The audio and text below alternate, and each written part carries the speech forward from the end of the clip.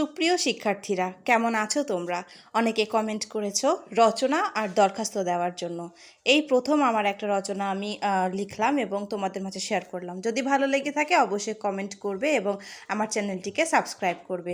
তো রচনার নাম হচ্ছে সুন্দরবন বা সুন্দরবনের প্রাণী। ভূমিকা: বাংলাদেশ প্রাকৃতিক সৌন্দর্যের দেশ। এখানে আছে অনেক সুন্দর স্থান যা পর্যটকদের আকর্ষণ করে। সুন্দরবন তেমনই একটি স্থান। এটি আমাদের জাতীয় বন।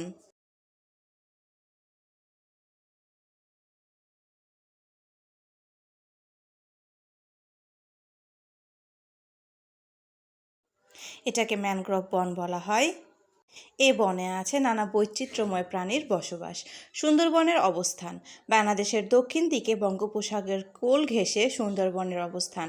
বাংলাদেশের সাতক্ষীরা জেলার অধিকাংশ ও ভারতের পশ্চিমবঙ্গের কিছু অংশ জুড়ে এর বিস্তৃতি। এর আয়তন প্রায় 4110 বর্গ কিলোমিটার। এটি পৃথিবীর সবচেয়ে বড় বন।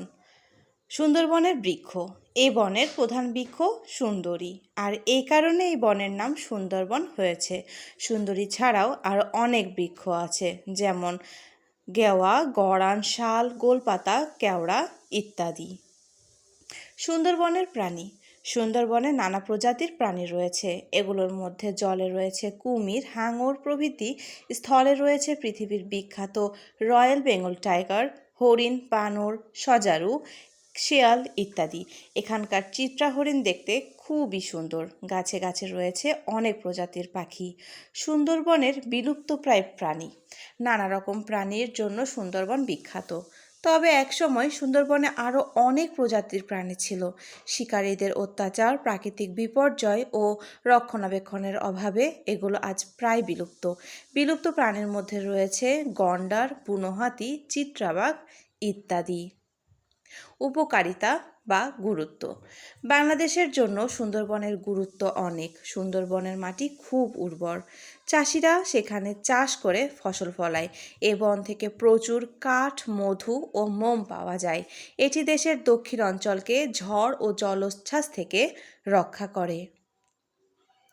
সুন্দরবন রক্ষা: সুন্দরবনে যেমন প্রাণী বিলুপ্ত হয়ে যাচ্ছে, তেমনি সুন্দরবনের গাছ অবাধে মানুষ কেটে নিয়ে যাচ্ছে। বন থেকে অবাধে গাছ কাটলে পরিবেশে মারাত্মক বিপর্যয় নেমে আসবে।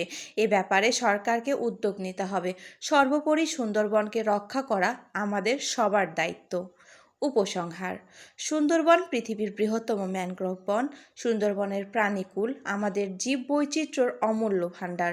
পরিবেশের ভারসাম্য রক্ষায় এদের অবদান রয়েছে। ইউনেস্কো 1997 সালে এই বনকে একটি বিশ্ব ঐতিহ্য হিসেবে স্বীকৃতি দিয়েছে, যা আমাদের জন্য অত্যন্ত গর্বের বিষয়।